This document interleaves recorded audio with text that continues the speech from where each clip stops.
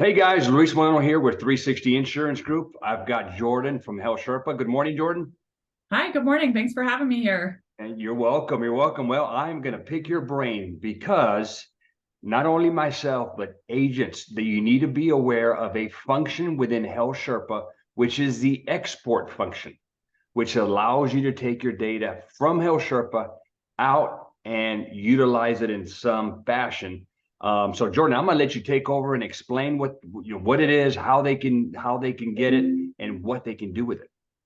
Awesome. Thank you. Well, Luis, if you could share in the chat the FAQ on how to use exports, I'll share my screen and just sort of walk through this. So the FAQ is the best place to start to learn more about the HealthSherpa exports. And this will really walk you through what to expect when you use this report, how you pull it. There's actually something in here that we call our Excel legend to the export, which allows you to see what all of the different columns mean. And the reason we have this legend is the export report has over 150 columns in it, and you're going to download it and say, wow, I have no idea where to start with this. So start with the legend, look through the different columns, and understand what pieces you might use. So just kind of taking a step back on the export, you might wonder, how do I get my export? So I'll show you this in our staging environment, which is our test environment, but it's also shown here in the FAQ. So when you're logged into your HealthSherpa account, from your Clients tab, which is where you would go to find any of your successfully enrolled clients, I'll also point out that this also exists in the Leads section. So you have both a Clients and a Leads export. You'll notice on the right-hand side of the page, there's a button that says Export. So you click on that button, and the way that these exports are sent to you, because there's a lot of personal information in them, is you'll be emailed a link to download the report. That email is sent to the email address that's linked to your HealthSherpa account. You do have to be logged into HealthSherpa to access it, and the email will give you instructions on how to open it. It's very simple. It's just copying and pasting that link into another tab of your browser, and it will prompt the download. It will download it automatically into a CSV template. If you prefer to work in Excel, just open that up and convert it over to Excel. But either way, whether you're using just a plain CSV or Excel, you'll be given a spreadsheet that you can manipulate based on which data you need. So that's how you get the export. I'm going to jump over to our staging environment here and just show you where you'll find it. So here I'm logged into a test account. This is all test information in here. You can see I'm on the client section here. If I click export, you'll see this pop up appear. So one of the great things that we do here at HealthSherpa is we also like to include FAQs throughout the product to help you understand how to use the features that we have. So if you're trying to think back to this video and how I was telling you about that FAQ, you could always click here to pull up that FAQ. You could also just Google HealthSherpa FAQ, and from our FAQ page, search export. So down below, you'll have to enter in a date range. And typically, let's say it's open enrollment, I would just start from November 1st, but you can really pick whichever date you'd like.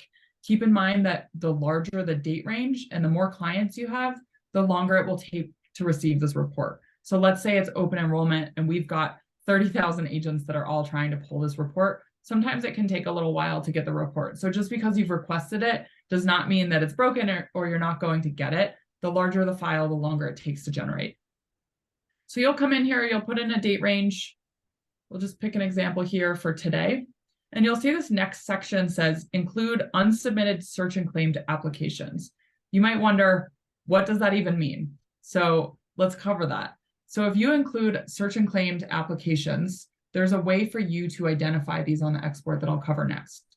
A search and claimed application means that on HealthSherpa, you are using the search marketplace link to look up a record. So let's say Luis gives me a call on the phone. I pick up the phone. I've never spoken with him before. I look up his record. I see that he has marketplace coverage, and I add him to my HealthSherpa dashboard. He worked with another agent, or maybe he did his application by himself on healthcare.gov. Doing the search and claim does not make me agent of record. It just says, hey, Luis has given me permission to view his information from the marketplace, and I've added it to my HealthSherpa account. So that's a search and claim. What you need to know is if Luis called me and said, hey, I need to report a change and maybe I want to pick a different plan, the action of submitting that policy on HealthSherpa is what's going to generate a new file to be sent to the carrier. We call that an 834 file. And that's what would contain my NPN, changing the agent of record, or maybe adding an agent of record if there wasn't one on the application. So going back to this export report here, I know we're kind of getting in the weeds here, but if you select include unsubmitted search and claimed applications, this is really important for auditing your book of business. If you receive this report and you see that the submission date on your report is blank and there is no agent of record listed, it is most likely that you did a search and claim of that client. So that means that you likely will need to go in and submit that policy to the marketplace if you are expecting commissions or to be agent of record on that policy. So the legend does explain what a search and claimed application is, but I always like to just point out that if you use the search marketplace feature, it's not going to automatically make you agent of record. So we added this feature for you to be able to track those. Yeah, that's huge, Jordan. And I just want to make one point here for agents, because I get this question. Hey, I added it to my book. Why am I not getting paid? So guys, you got to realize that when you hit that search marketplace and you enter their name, their date of birth, their state, and then you attest that you got their permission for you to do this, then all you're doing is really, you're just getting a snapshot of their account. And it's placed it into your clients tab, but it's a snapshot. You have not taken over the account. Okay. You still have to report a change and process something in order for that NPN to actually be changed so that you can get paid commissions. Yeah, great point. So make sure that you're checking this box here. If you are an admin of an agency and you're using this report, you can access this report from either your clients tab, which would allow you to see your clients that you personally have submitted, or if you have agents underneath you, you can export from the agency tab of your account, and that would give you all of your downlines production. So some really helpful tools in here. Again, please read through the FAQ that Luis will share with you. Some of the columns that you'll find in that legend that I'd like to call out that are really just helpful things for you to keep an eye on are, you'll see real-time document statuses in this report. So if you're looking at, hey, which of my clients do I need to still take action on potentially a DMI or uploading any documents, you now have a nice spreadsheet to work off of. You can see effectuation statuses on there, payment statuses. You can see agent of record. So this is really important. If you're tracking your carrier commissions each month against your HealthSherpa export, if something says other party, you probably want to figure out why. And let's talk about that. So you see other party on that report. I would give your client a call and say, hey, did you work with another agent? If they said no, did you intend to be moved into another plan? You can check that in HealthSherpa, what their current plan is. If they did not consent to another agent on that plan, you can go in there. You can definitely resubmit that policy. Be mindful of the fact that if some time has gone by, you don't want to potentially reset their deductible and out of pocket. That's when I would potentially call the marketplace and just find out what your options are in terms of getting them back into the right plan. But the best piece of advice here is just always contact your client and find out if that was intended. So some really helpful ways to just track and manage your book of business throughout the year using this export report. There is one other report in here, and Luis and I have done some videos on DMIs, but I'll just mention this since we're talking about reporting. The DMI follow-up export is another great tool that you can leverage to see which of your clients have outstanding follow-ups, when they are due, the type of follow-up, and if you're pulling this at the agency level, it will actually, all of these will give you a link into HealthSherpa. So you could take this list and send it off to your client saying, hey, click on this link and upload this document. They'll also receive email reminders from us, but this is just one more tool to help you manage those required follow-ups. So that's the client export. When we go into the leads tab here, there's another export that you can see here on the left. This one's going to be a little bit different than the client's export, but what I like to share about this is, let's say you're using your HealthSherpa marketing link and you're including that in your social media, you have that in your email signature where you're saying to anyone that you're reaching out to, hey, you can click this link, see what plans are available in your area, and you could enroll yourself if you want. So this is a great tool that HealthSherpa has. If they start an application but do not complete the application, they'll be saved as a lead in your HealthSherpa account.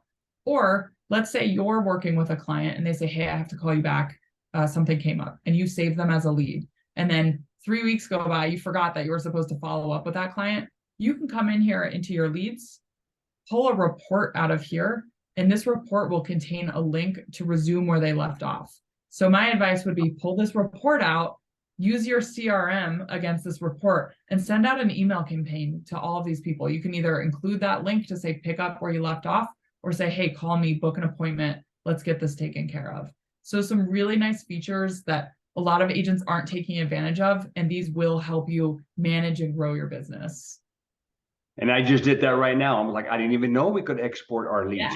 Yeah. Agents, if you're seeing this, I'm just putting my agent hat on right here. So if I see a big list on here, I'm going to download this thing, put it in my CRM, create a workflow that contacts every single one of these people and say, hey, we quoted you. Do you still want a plan? Can we still help you out? We could find a way to get you in, but do you still want something? What do you got to lose? So some great tools in here. Definitely check out that FAQ. If you have questions, you can always contact our support team, but I hope you found this helpful. I'd encourage you to go check out our export reports. Yes, and I'm going to finish off with this. So once you get the export, and this is one of the biggest reasons why you want to get it. Okay, in fact, I've got several. Number one, I'm going to take this export report and load it into my CRM. Okay, I promote and love agent CRM. So I'm going to dump all this data into it, especially the date of birth. So here's what I'm going to do with it. Number one is I'm going to use it as a tool or as a group of people that I'm going to ask for referrals. Hey, so-and-so, I'm so glad we were able to take care of your health insurance. By the way, if you know anybody else, hey, please feel free to give them my email and my number. We'll be glad to help them. That's one of the things I'm going to do. Second thing I'm going to do is I'm going to cross-sell other products to these people. I'm going to let them know that these plans do not include dental and vision. So I'm going to hit them up for the dental and vision. I'm going to hit them up for the indemnity. I have a P&C agency, so I'm going to hit them up for auto and home insurance. I'm going to let them know all the products that I offer. And then this is huge. You Medicare agents out there, okay? This is kind of the seeds that you have planted in your little farm or your little garden. And eventually they're going to sprout up and turn 65. Okay. So with my CRM that I promote, guys, I created a workflow that takes everybody who is 64, grabs them, puts them into a special list, and then it does a workflow for those people. It starts letting them know that they're going to become an agent into Medicare. It's going to talk to them about enrolling in Medicare Part A and Part B. It's going to let them know how they can do it. And then it's going to start letting them know about the options that they have, whether they're going to choose a Medicare supplement with a prescription drug plan or Medicare Advantage plan. And then what it's going to do is all that is going to be put on your radar so that you can contact them. You guys know that aging in, turning 65 is one of the easiest and the most profitable Medicare client that you can get. So that's the beauty of ACA, and that's also the beauty of this export tool, which is huge, Jordan. Anything I missed on why they would want to pull this? Oh, I did miss one. Checking the AORs. I think you did mention that, right? Yes, you can check agent of record on that. I will note that our team will be doing some updates to that this year. The way that the export report works today is you'll be able to see who submitted the application. So for example, if I submitted it, it would have my name and the report would say agent. Now, let's say I submitted the application, but I was using a override NPN for my agency principal. It would say override NPN. It will also tell you the status. So those first two that I just mentioned, look at the current, or excuse me, what is submitted when the app is submitted to the marketplace the first time. If there is a change that takes place after that submission, the status column will reflect that. So it will either say agent, or if you see other party, that is when you want to say, okay, did I potentially lose this client? So another way to use this report that I commonly see is that if you are receiving carrier commission files, you can use the export to compare against that file to just make sure all of your members are on there. and you can use it as a form of elimination of if anybody is not on your carrier commission statement that is on your export, you can figure out why. Good. So in other words, if I have 10 clients on my commission statement, but 20 on my export report, then I know there's 10 I'm not receiving commissions for. Exactly. And the benefit of using HealthSherpa is we do pull this information in from the marketplace. So let's say that I've got my 20 clients and I want to look at one that's not on the commission statement. I can come into HealthSherpa, click on the client's name. That action of clicking on the client's name does an API call off to healthcare.gov. And what that means is it's pulling in real-time data from the marketplace to see, okay, did something change? So here we've updated this page. And again, this is our test environment. So we're going to see a lot of stuff here because we're using fake information on this. But I want to scroll down to the plan. Are they still enrolled with what I enrolled them in? Did I enroll them in a UHC plan? And now it says Aetna. Okay, I got to figure that out. Maybe I should call my client. Or is there action required? Are they missing a payment still? Did I forget to get that binder payment from them? So there's a little bit of homework that's required with this, but within HealthSherpa, you can get most of the way there. And the next steps would be either contacting your client or contacting the carrier to find out what else they need. So again, a just great tool to help you maintain that business. You work so hard to convert these clients. We want to help you keep them in your book.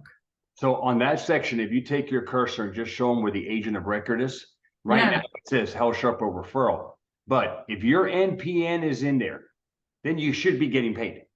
So those 10, if those 10 have your NPN and you're not getting paid, you got to get with that carrier and figure out, okay, who's getting my commissions?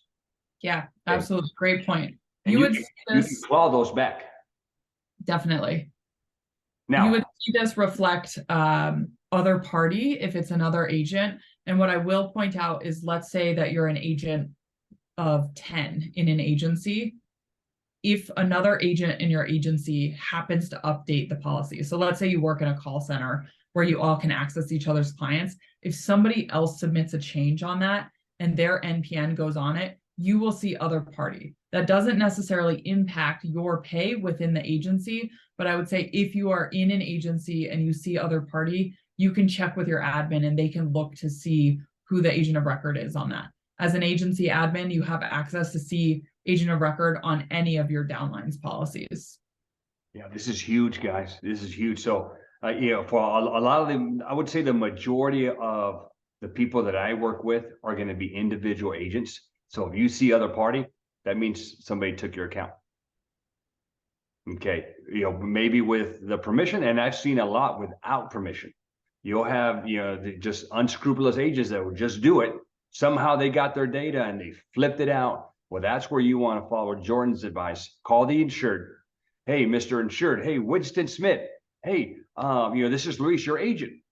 I just noticed here that, I'm no longer your agent. What happened?